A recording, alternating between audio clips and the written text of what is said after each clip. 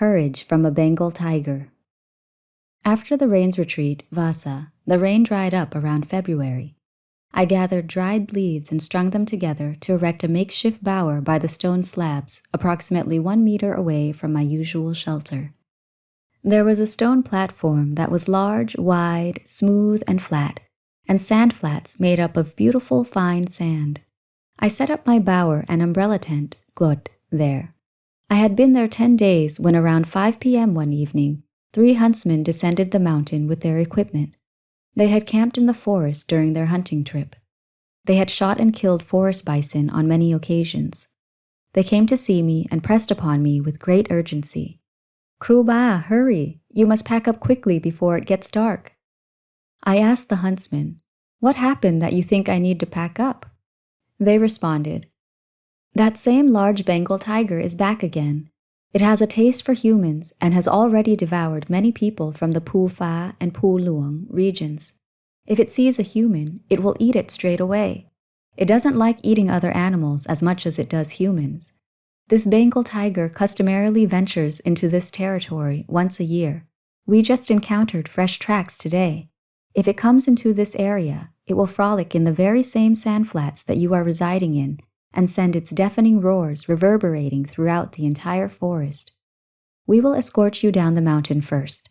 In 5 days, it will have moved on from here. Then you can return." I decided to tell the huntsman, "I will not flee. If the tiger comes, let it come. If it is going to eat me, I'll let it eat me to clear our karmic debts." The huntsman refused to listen to me and began collecting my alms bowl and glot. They were determined to escort me down the mountain. They said, "No matter what, you have to put your safety first, Kuba." I feigned anger and sternly told them, "I am not a forest tradition Kammatthana monk who is afraid of death. If I were afraid of death, why would I stay in a place like this all by myself? If the Bengal tiger is going to eat me tonight, then let it. Look, if we don't have shared karma and have never done anything to each other, the tiger won't do anything to me at all." After their failed entreaties, they left the mountain. At sunset, I could feel a sudden shift in my mind. The atmosphere in the vast forest was completely unusual. The normally bright and radiant moonlight appeared dim and dull. The familiar orchestra of animal sounds was so silent it seemed that there were no animals present at all. When night was fully upon me, that which had brought me pleasure and happiness now brought me worry and anxiety. When I turned to look at the stone slab and bower, my mind thought it was a tiger. To me, the sounds of leaves falling or branches snapping all translated to tiger. The huntsman said that around 9 p.m., the tiger would come prance in the area and send out its roars. It was already 8 p.m. The fear and courage within me were equal in measure. I recalled from my childhood what the elders had told us. When a large Bengal tiger ventures out to hunt in a certain direction, a wind will precede it. This wind serves to forewarn the various animals to be on alert. The animals that aren't fated to die will smell the tiger coming and tuck themselves away in some safe hiding place. The animal fated to be the tiger's supper won't smell it coming. The wind is a kind of premonition or warning for the animals. This is what naturally happens with large tigers. As I was doing walking meditation, Jankama, a soft breeze drifted along the grass in my direction. I flashed to the memory, sanya, of the elder's words, and was certain that the large Bengal tiger was on its way to me that very moment, and that once the tiger spotted me, it would immediately attack and chew me up. If I were to flee, I'd be ashamed of being a scaredy cat Kammatthana monk afraid of death. Wasn't I the least bit embarrassed by what the celestial beings, Tevata, would think? I was a Kammatthana monk who had dedicated my life to Buddhism. Karma would decide what would become of my life. Having already arrived at this point, it was unsuitable to bow out now. Regardless of how I would fare, I offer my body and soul in tribute to the virtues of the Buddha, the virtues of the Dhamma, and the virtues of the Arya Sangha. Thus, I made an asseveration of truth, atitana. If this tiger and I have ever committed karma toward one another, may it eat me so that our karmic debt may end. But if we have never committed bad karma toward one another, may this Bengal tiger not harm me. Thus the Bali adage, Dhammo have rakhati Dhamma jaring. One who safeguards Dhamma will be safeguarded by Dhamma and will not fall toward evil.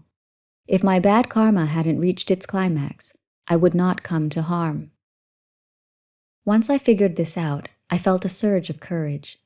The bold fearlessness that filled my heart was strong and solid. I was confident and ready to face the notorious Bengal tiger. Come what may, I would sit in meditation, samadhi, right where I was, awaiting the tiger's arrival. There was only one path for the tiger to gain access to his customary haunt.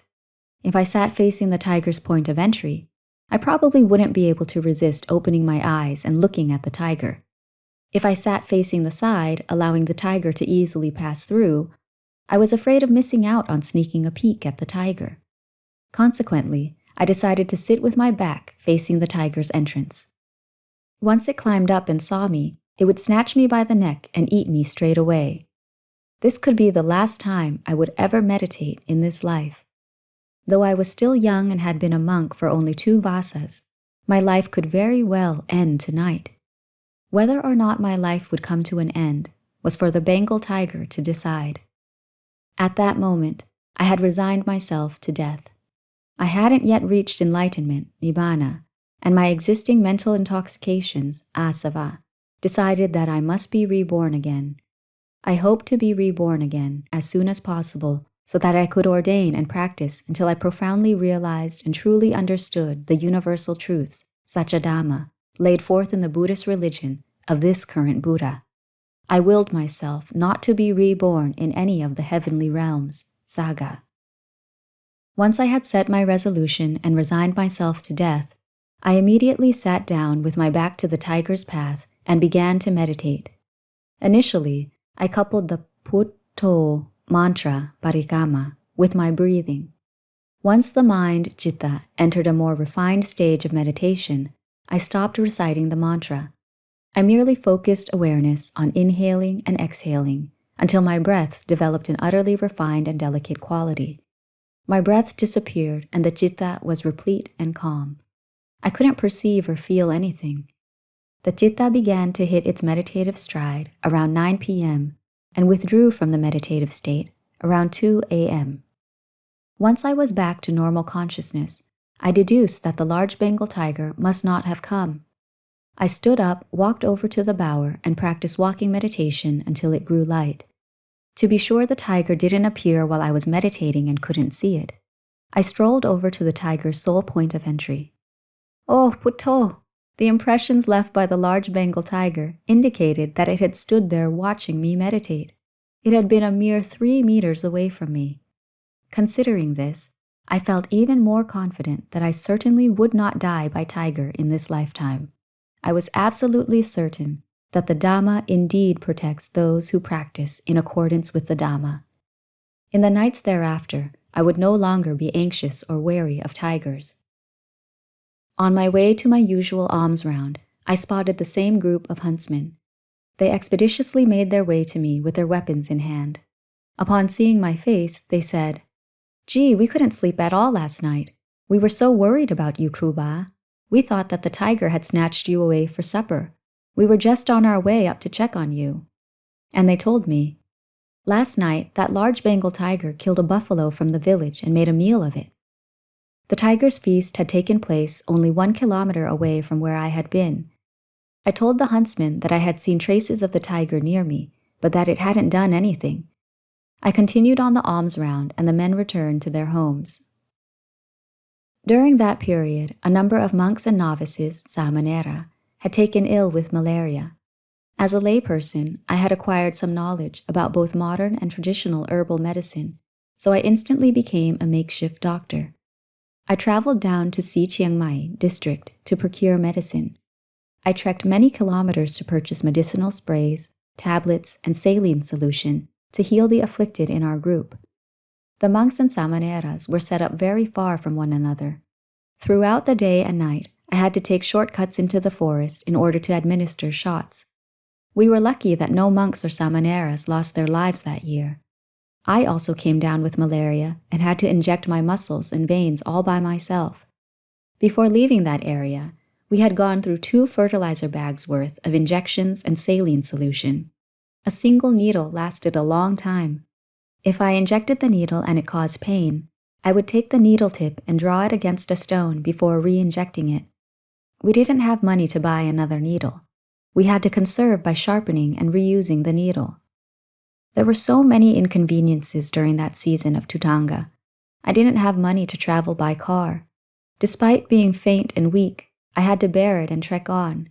There were moments when I considered hailing a ride, but I didn't dare because I had no funds to pay for it. Nobody donated common pain medication. I went to one house where they invited me to their housewarming merit making to take place 3 days later. We invite you to attend. With the donation, you can afford some pain medication. Look at these boneheads. I had to accept the chanting gig before they would donate money for medication.